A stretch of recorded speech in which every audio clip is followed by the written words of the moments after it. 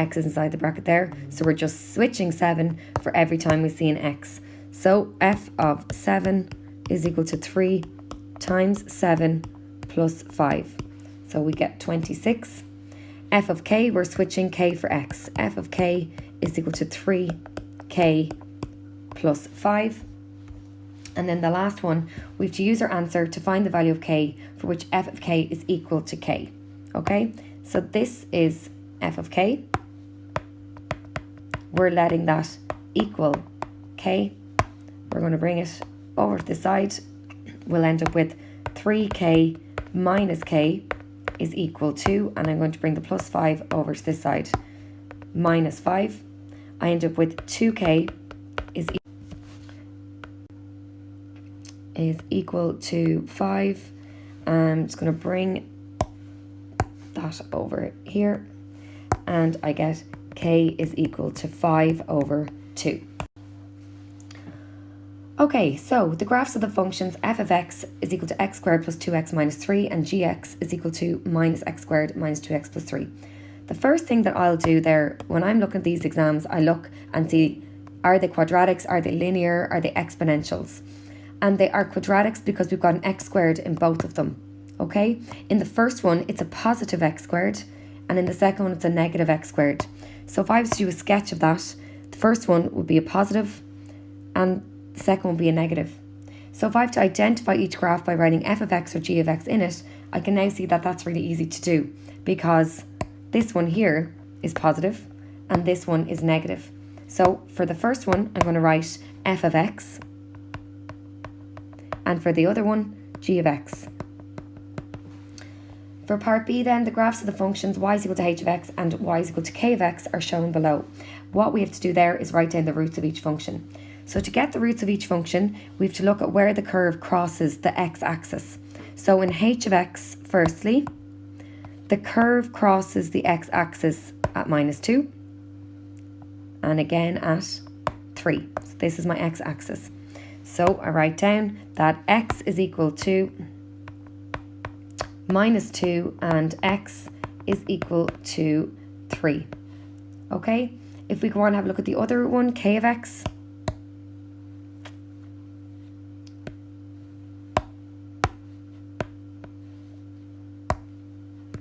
the curve crosses at minus 3 and again at 2. So roots of k of x are x is equal to minus 3 and x is equal to 2. Okay, they're also asking us to find the equation for each of them. So when we find the equation, we can do that when we know the roots, okay? So we kind of work backwards from our factorising and solving. So for the first one, x is equal to minus 2, x is equal to 3. I can rewrite that as x plus 2 in brackets and x minus 3 in brackets, okay? So if you have a quadratic equation and to factorise and solve, you'll end up getting numbers inside a bracket and then solving for those numbers. But we're working backwards here. So when we've got two terms inside brackets beside each other, we split the first bracket and we repeat the second bracket. So I'm going to write x here plus 2 over there, and I'm repeating x minus 3. Okay, and then x times x gives me x squared. X times minus 3 gives me minus 3x. 2 times x gives me plus 2x. 2 times minus 3 gives me minus 6. I'm going to collect these two terms together. So I end up with x squared minus x plus 6 as my equation. So I can write that in here. X squared minus x plus 6. And we can do the very same for the other one. So we have x minus 3 and x is equal to 2. X plus 3, in brackets, and x minus 2. Split the first, repeat the second.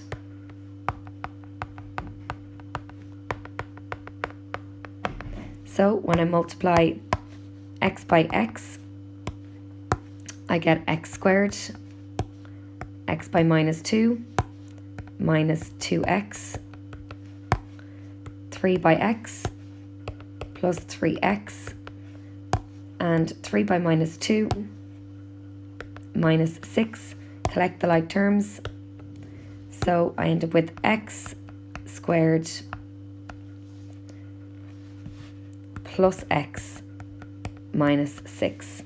And I can write that in there. X squared plus x minus 6.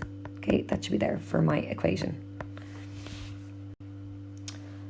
Okay, g is the function, g of x is equal to x minus 1. Now, we know that to write this part, we can just rewrite it as something that we're a bit more familiar with. So we can write that as g of x equals x minus 1.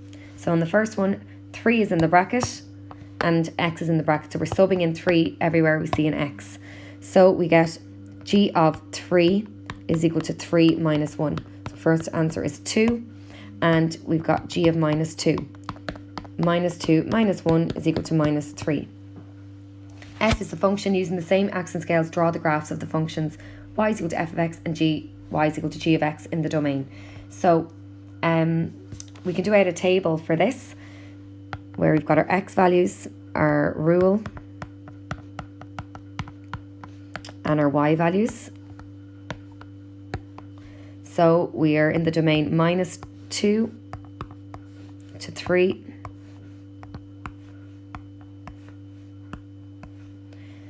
And we're subbing in, so everywhere we see an x, I'm putting in a bracket because I'm going to be filling in a different number every time.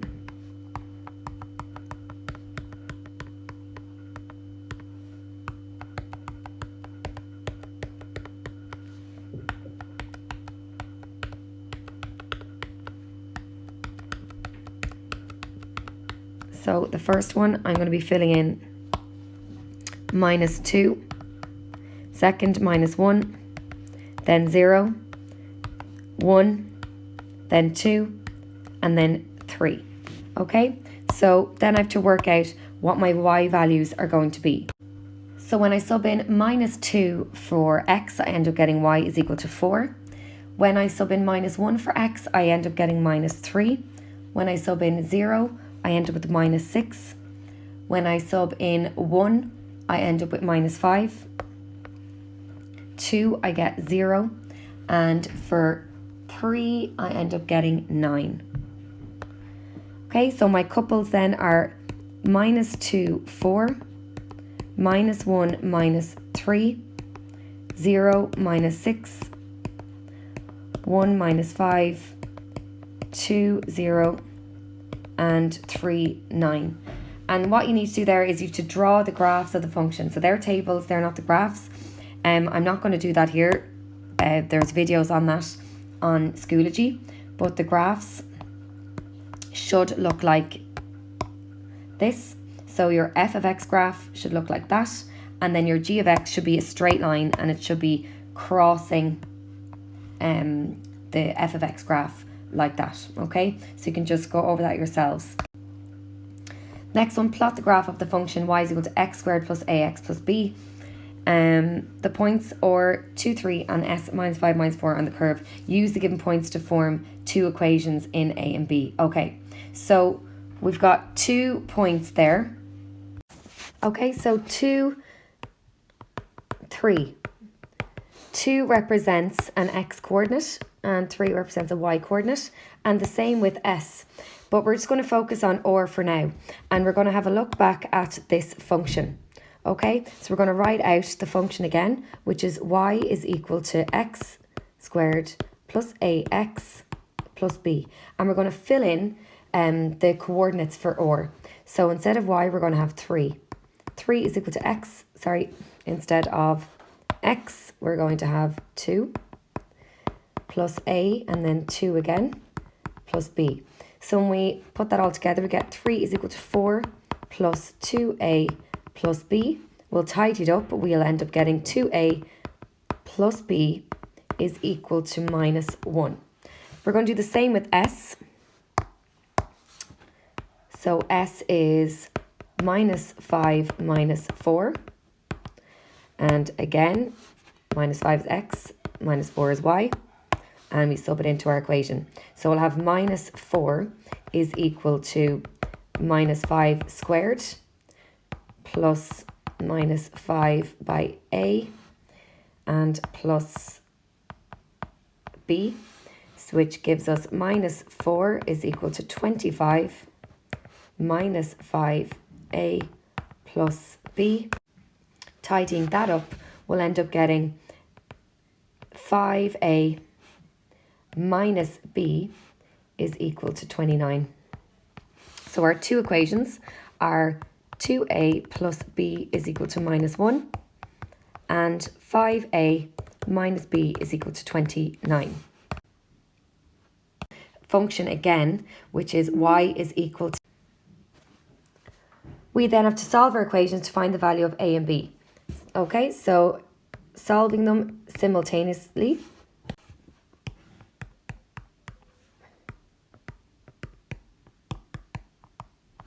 So the b's can cross off. We're going to add 2a and 5a together to give us 7a.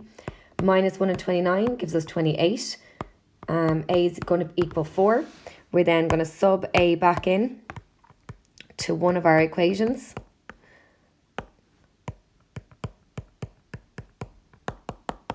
B is going to equal minus 1 minus 8. So B is going to equal minus 9. So when A is 4, B is equal to minus 9. And then we're going to have a look at our original. X squared minus ax plus b. And we're going to sub in a and b now. So we'll get y is equal to x squared minus 4x minus 9. So when the curve crosses the y-axis, we let x equal 0. So when x is 0, if I sub 0 in there and 0 in there, I'll just end up crossing them off and I'll get y is equal to minus 9. Next part, find the points where the curve crosses the x-axis. This time we let y equal 0.